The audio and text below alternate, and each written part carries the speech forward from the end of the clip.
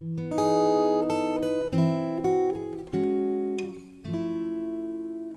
그 여성이 메일이 이제 딱 그 원서가 왔는데요. 제가 보니까 그 원서에 보니까 그 당시에 29살짜리 검사더라고요. 직업에 있는 검사인데 자기가 이거 하겠다고 이제 원서를 보냈어요. 그래서 제가 면접을 했는데요. 제가 이제 그 검사 1년 차인 거예요. 지방에서. 그래서 아직 나이도 30 전이고 하니까 한 3, 4년 더 현장 경험을 하고 오는 것이 이런 나눔운동하는 게 참 좋겠다 얘기했어요. 그랬더니 정색을 하면서 자기는 너무너무 기다렸다는 거야. 이런 기회를. 그래서 자기가 검사를 3, 4년 더 하면 검사 세계에서 너무 적응이 되고 또 오히려 이런 마음이 자기가 없어질까봐 걱정이 된다. 그래서 지금 마음이 이렇게 막 올라올 때 자기가 일을 하겠다. 자기를 채워가면 좋겠다. 이렇게 했어요. 근데 그래서 제가 믿겨지지가 않아서 그럼 한 달에 다시 재면접을 보자 했던 거죠. 그래서 재면접을 봤을 때 그때 이제 그러더라고요. 자기가 한 달 동안 한 번도 마음이 흔들린 적이 없는데 딱 한 번 있었다. 그건 뭐냐면 서울에 사는 할아버지가 이 가문의 명예잖아요. 30도 안 돼서 손자딸이 검사가 됐으니까. 그런데 그걸 그만두겠다고 그리고 이름도 듣도 보지 못한 아름다운 재단에 가겠다고 하니까 서울서 할아버지가 정말 독보자로 휘날리면서 지방직원까지 와서 울면서 손자딸한테 마음을 바꾸라고 서서했다는 거예요.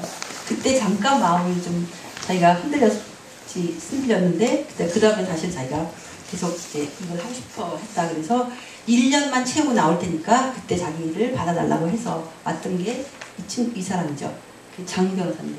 그래서 장 변호사는 지금 오자마자 차 버리고 뭐 이런 양복 다 버리고 청바지 입고 지금 완전히 그 대학원생 같은 모습으로 지금 뭐 여기 뛰어다니면서 무료 변론도 하고 교육도 하고 뭐 이러고 있습니다.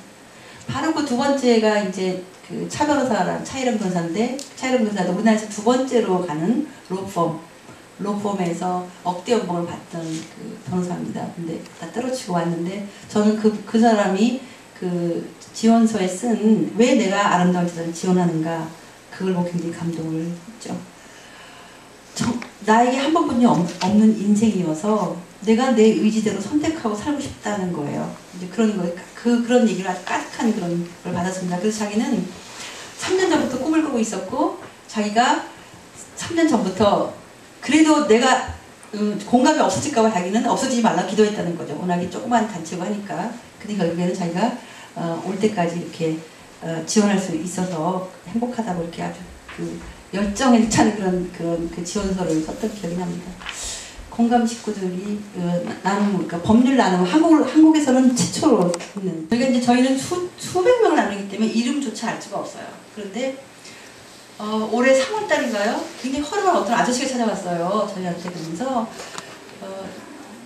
이사님은 모를지 모르지만 저는 제가 3년 전에 마장동에서 굉장히 큰 정육점을 했대요. 아주 큰 정육점을. 근데 그때 뭐 소고기 파동이 나면서 그 한순간에 그 정육점이 망해버린 거예요. 망해가지고 전기세도 못 낼 정도가 됐는데 저희 재단에서 240만 원의 그 전기세를 내준 적이 있는 것 같아요. 근데 그 돈을 받고 이 사람이 자기 죽으려고 정말 오늘 죽을까 내일 죽을까 하는 그 상태인데 이 사람이 재단에서 240만 원이라는 돈을 받고 다시 이제 소생을 한 거죠. 그래서 기운을 내서 다시 사업을 이제 하게 됐는데 그 3년 만에 다시 재기를 한 거예요. 그래서 자기가 수혜자가 기부자가 돼서 와가지고 30만 원씩 기부하겠다는 거예요. 매월이요. 너무나 큰 돈이잖아요. 우리는 3만 원도 큰 돈인데 그래서 아니 왜 이러세요 도대체 막 우리가 오히려 그러고선 10만 원만 깎아서 주세요. 우리 20만 원 충분합니다. 막 이랬던 기억이 나요. 근데 이분은 그렇지 않다.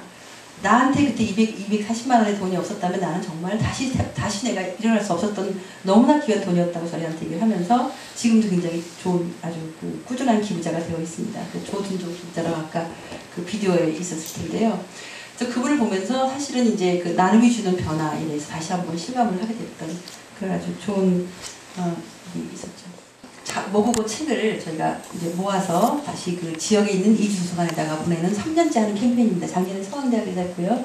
내년에는 벌써 이화대학에서 하겠다고 했는데 저희가 이 사업을 하게 된 것은 이주자가 100만 시대가 됐는데 거기에 어떤 문제가 있을까? 그 100만 명 안에는 살면서 어떤 문제가 있을까? 이런 고민을 이제 하게 됐는데요.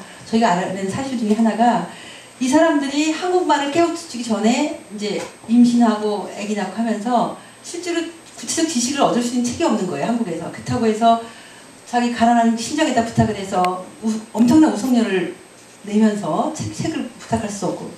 그걸 보니까 그런 분들을 하고, 또 이주자들이 퇴근하고 나서 어디 가서 뭐 볼 게 없는 거예요, 책을.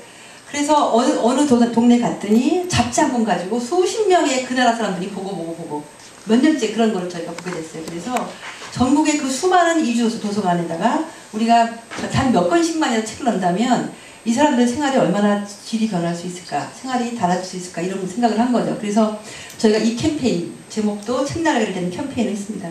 돈이 없잖아요, 근데. 돈을 어떻게 구하겠어요? 이럴 때 이제 고민을 참 많이 해요. 이 컨셉에 맞는 모금을 어떻게 할까? 그래서 저희가 어딜 갔습니까? 처음에, 첫 때는 제가 아시아나항공을 갔습니다. 아시아나항공 가서, 아시아나항공 기항지가 곳곳에 다 있지 않습니까? 그래서 당신들이 그 취향하는 그 나라의 그 사람들을 위해서, 이주자를 위해서 책을 우리가 살 터이니 기부해달라고 해서 아시아나에서 기부받고, 또 은행을 갑니다. 은행은 어디가 기부받았겠어요? 수출입은행, 외환은행 그런 데를 골라서 국민은행 가면 별로 관심이 안 가져요. 그래서 지금도 우리가 그런 은행, 수출입은행, 외환은행 가서 모금을 일부 받고, 나머지는 시민 기부를 받습니다.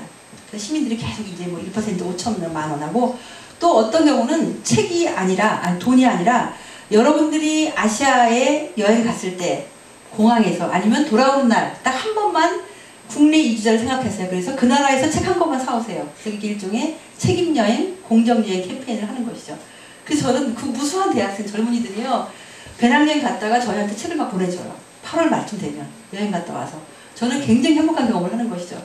국내 이주자에게 책을 읽다는 그 하나의 모티브라는 것이 기업에게도, 또 여행을 갔다 가는 젊은 대학생에게도 국내 어느 순간 국내 이주자의 삶을 생각하는 바로 그 마음으로 연결되는 것이죠. 그래서 책임여행, 공정여행까지 연결이 되고요. 심지어는 뭐 외대에 있는 무슨 말레이저학과, 태국학과 이런 학생들이 책을 또 추천해주고 이런 때 제가 보면서 이것도 다 굉장히 또 하나의 사회를 환기시키는 나눔으로서 세상에 그 어쨌든 시장돼야 될 부정과 부패에 대해서 특히나 굉장히 그런 걸 말하기 어려운 한 조직에서 여기 있게 말한 사람들에게 주는 사회적인 격려이자 박수이죠. 그것이 나눔을 통해서. 근데 그것이 매년 유지가 돼요.